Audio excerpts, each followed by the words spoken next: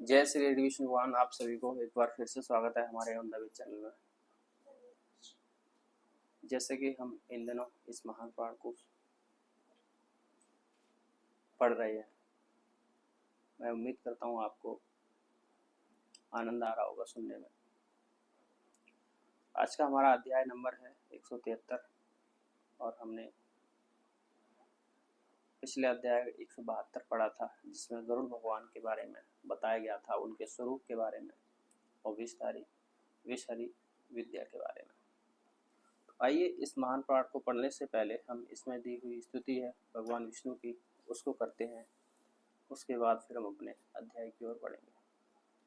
तुमेव माता च पिता तुमेव बंधु च सखा तुमेव विद्या दृढ़म तुमेव सर्वम देव देव। जय श्री। आइए वो अपने अध्याय के नाम को जान लेते हैं।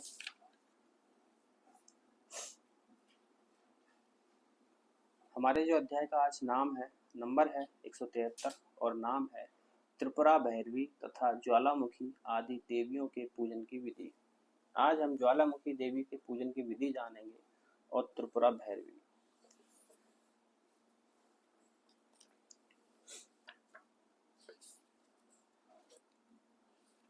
जो भी नए व्यूअर्स हैं हमारे चैनल पर, तब तक हम अध्याय को देख रहे हैं तब तक वो अपने हमारे चैनल को सब्सक्राइब करें और वीडियो को शेयर करें, ताकि बाकी सभी को भी इस महान पाठ सुनने का मौका मिले।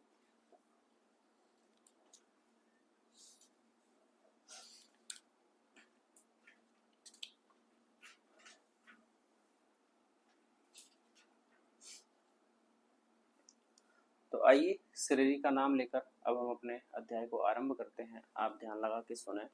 इस अध्याय में हमारी देवी ज्वालामुखी जी जो हैं उनके पूजन की विधि बताई गई है, त्रिपुरा भैरवी एवं ज्वालामुखी।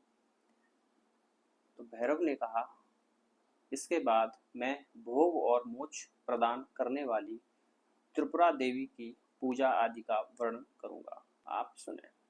देवी का यथाविधि ओम ही आगच्छ देवी इस मंत्र से आह्वान करें।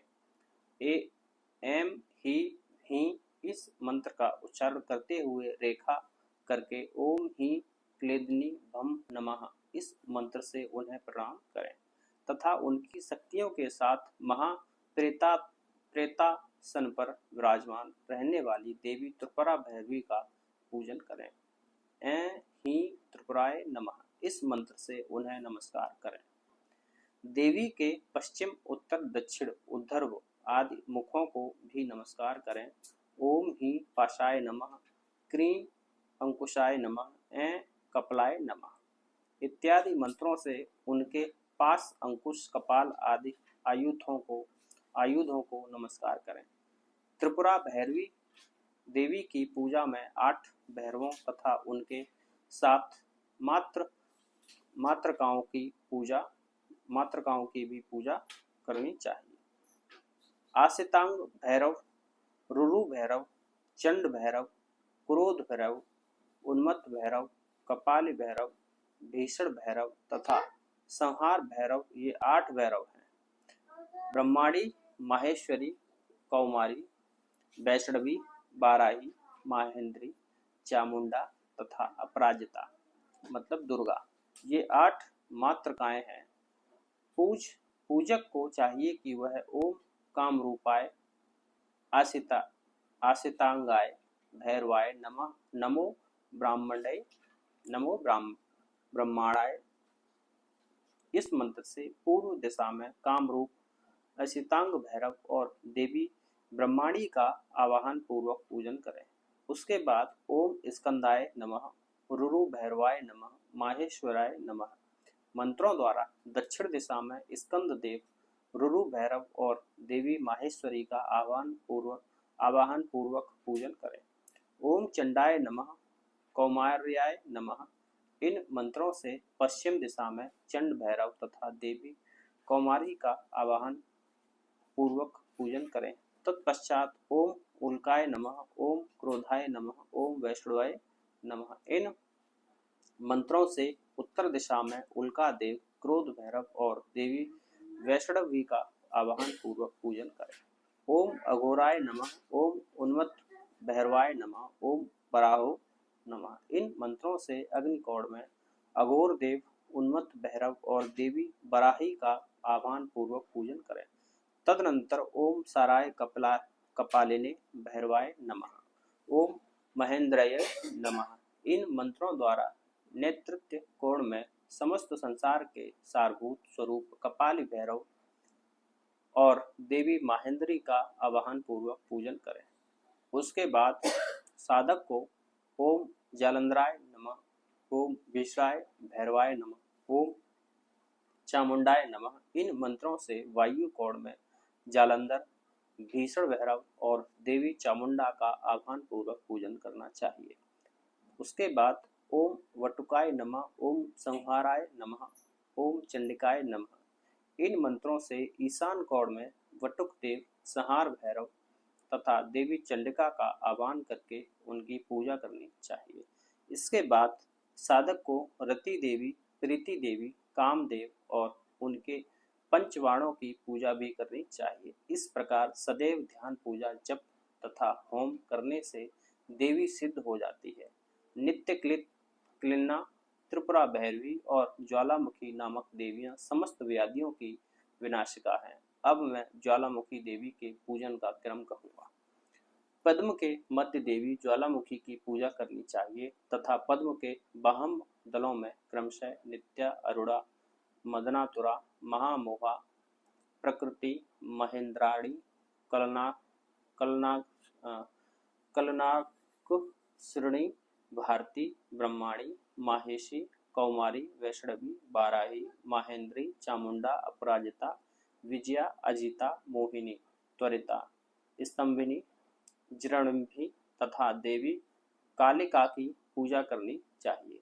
देवी ज्वालामुखी की यथाविधि पूजा करने से विष आदि दोष दूर हो जाते हैं। भैरव ने पुनः कहा, चूड़ामणि यंत्र के द्वारा प्रश्नकर्ता को शुभ एवं अशुभ समय का परिज्ञान हो जाता है। अगर आप चूड़ामणि यंत्र का प्रयोग करते हैं और उसका ध्यान पूर्वक पूरा पालन करते हैं तो आपको जो आने वाला समय है उसके बारे में आभास हो जाता है।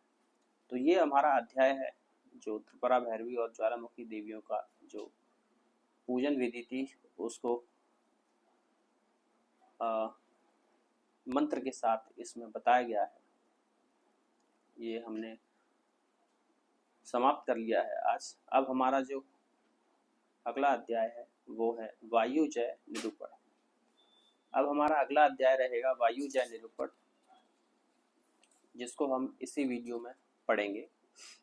जानेंगे कि वायुजय निरूपण क्या है। आप ध्यान से सुने। भैरव ने कहा, हे देवी, अब मैं जय पराजय तथा विदेश यात्रा के शुभाशुभ मुहूर्त का संकेत देने वाले वायुजय नामक विद्या का वर्णन करूंगा। वायु, अग्नि, जल और इंद्र को मांगलिक चतुष्ट के नाम से जाना जाता है। प्राय प्राणी के शरीर में वायु अधिकतर वाम और दक्षिण भाग की नाड़ियों से प्रवाहित होती है। अग्नि शरीर में ऊर्ध्वगामी होता है और जल अधोगामी।